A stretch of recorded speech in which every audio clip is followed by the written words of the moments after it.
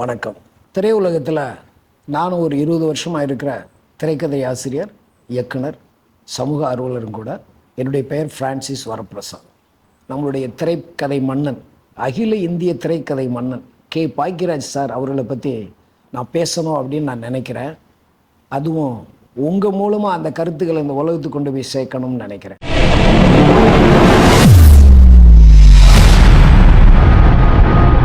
பாக்கியராஜ் சார்ட்ட ஒரு ஸ்பெஷல் என்னன்னு கேட்டிங்கன்னா, கதை அப்படிங்கிறது எல்லாருமே சொல்லலாம். ஒரு பையன் இருந்தான், ஒரு பொண்ணு இருந்தாங்க, காதலிச்சாங்க, ஒரு பையன் கெடுதல் பண்ணான், அப்புறம் அப்படி நடந்துச்சு இப்படி நடந்துச்சு. இதுதான் படத்தோட ஒன்லைன். அப்புறம் அதுக்கு கண்ணு, காது, மூக்கு, வாய், கை, கால் இதெல்லாம் வச்சா ஒரு உருவம் கிடைச்சிடும். அதுதான் கதை.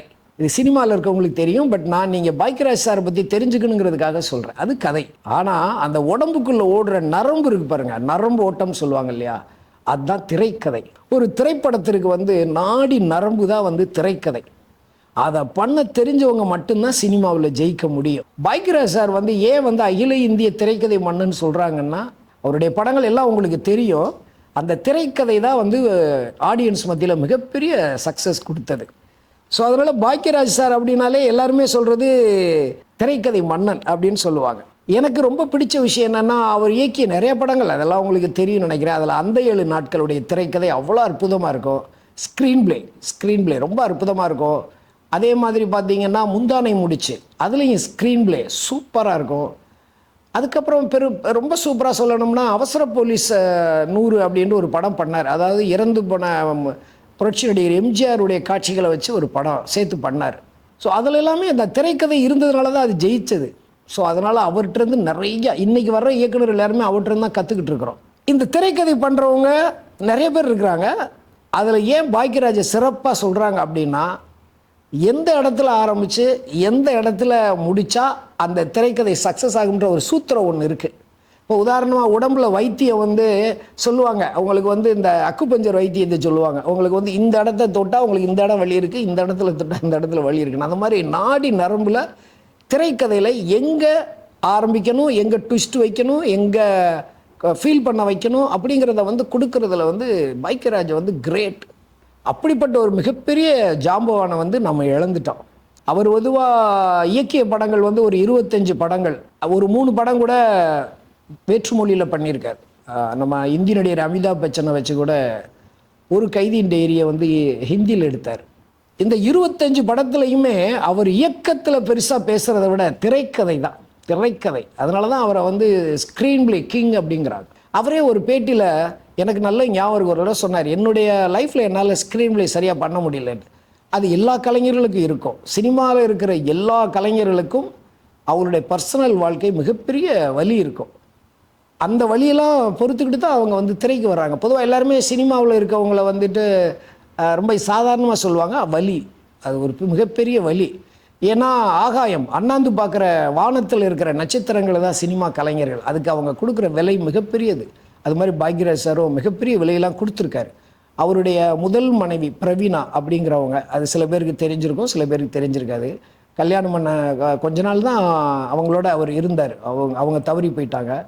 அதுக்கப்புறம் தான் அவங்க மேடம் பூர்ணிமாவை கல்யாணம் பண்ணார். டார்லிங் படத்தில் அவங்க சந்திச்சுட்டு அதுக்கப்புறம் அவங்க திருமணம் செஞ்சுக்கிட்டாங்க. ஸோ அவங்களுடைய வாழ்க்கை ரொம்ப அற்புதமாக தான் இருந்தது. பாக்கியராஜ் சாரோட பையன் சாந்தனு பாக்கியராஜ், அந்த பையனை அவர் ஹீரோவாக்கணும்னு சொல்லி சித்து +2 ஒரு படம் அவரே கதை திரைக்கதை வசனம் எழுதி இயக்கியிருந்தார். அந்த படம் ஆனால் பெருசாக போகல. நான் ஏன் இந்த நேரத்தில் அதை சொல்கிறேன் அப்படின்னா, சாந்தனு அருமையான பாக்கியராஜ் சார் அவரை சினிமாவுக்கு இன்ட்ரடியூஸ் பண்ணார். ஆனால் பெருசாக வர முடியல. அவர்கிட்ட கிட்டத்தட்ட விஜய் சேதுபதியோட பாதி சாயல் இருக்குது. ஆனால் சாந்தனு பாக்கியராஜ் சார் சினிமாவுக்கு கொடுத்த மிகப்பெரிய ஒரு அற்புதமான ஹீரோ. அதை நான் அழுத்தமாக சொல்லுவேன். இன்னும் சொல்லப்போனால் நிறைய பேர்கிட்ட இப்போ சத்யராஜோட பையன் சிபிக்கிட்ட சத்யராஜ் சாரோட சாயல் இருக்கும். நிறைய ஒரு ஹீரோவோட பிள்ளைகளுக்கெல்லாம் அந்த சாயல் இருக்கும், இல்லாமல் இருக்காது. ஆனால் சாந்தனுக்கிட்ட அவங்க அப்பாவோட சாயல் கிடையவே கிடையாது. தனித்தன்மையோடு இருக்கக்கூடிய ஒரு ஆக்டர், ஒரு ஹீரோ தான் சாந்தனு. அதே மாதிரி அவருக்கு ஒரு பொண்ணு இருக்கிறாங்க, சரண்யா பாக்கியராஜன். அவங்க கிரியேட்டிவ் டேலண்ட், அற்புதமான டேலண்ட். அவங்களோட ஒர்க் பண்ணுற பாக்கி எனக்கு கிடைச்சிச்சு. சரண்யா மேடத்தோட ஒரு 2-3 நாட்கள் ஒர்க் பண்ணுற மாதிரி எனக்கு ஒரு பாக்கியங்கள் கிடைச்சிது. அப்பயே அவங்க திறமையை நான் புரிஞ்சுட்டேன். என்ன பரபரப்பு ஸ்கிரிப்டில் அவங்க அப்பா மாதிரி. எனக்கு பாக்யராஜ் சாரோட ஒர்க் பண்ண வாய்ப்பு கிடைக்கல ஒழிய சரண்யா மேடத்தை வந்து சந்திக்கிறதும் அவங்களோட இந்த கதை விவாதங்கள் ஸ்கிரிப்டில் எனக்கு ஒர்க் பண்ணுற ஒரு டைம் கிடைச்சது. அப்போ எனக்கு தோணுச்சு இவங்க பாக்யராஜ் மாதிரி ஸ்க்ரீன் பிள்ளையில் பெரிய ஆளாக வருவாங்கன்ட்டு. ஸோ இது ரெண்டுமே பாக்யராஜ் சாரும் விரும்பியிருப்பாருன்னு நினைக்கிறேன். ஏன்னா அவர் வந்து தன்னுடைய பையனை ஒரு பெரிய ஹீரோவாக்கணும்னு நினச்சிருந்திருப்பார். அதே மாதிரி தன்னுடைய பொண்ணும் ஒரு சிறந்த இயக்குனராக வரணும்னு நினச்சிருப்பார். இந்த சமூகத்துக்கு இன்னும் இருந்திருந்தால் நிறைய அவர் சொல்லியிருப்பார். ஆனால் காலம் வந்து அவருக்கு சரியான வாய்ப்பு கொடுக்கலன்னு தான் நான் சொல்லுவேன். பாக்யராஜ் சார் எத்தனையோ திரைப்படங்களுக்கு கிளைமாக்ஸ் எழுதியிருப்பார். ஆனால் அவருடைய லைஃப் ஸ்க்ரீன் பிளேயில் இந்த கிளைமாக்ஸே அவருக்கு தெரிஞ்சிருக்காது.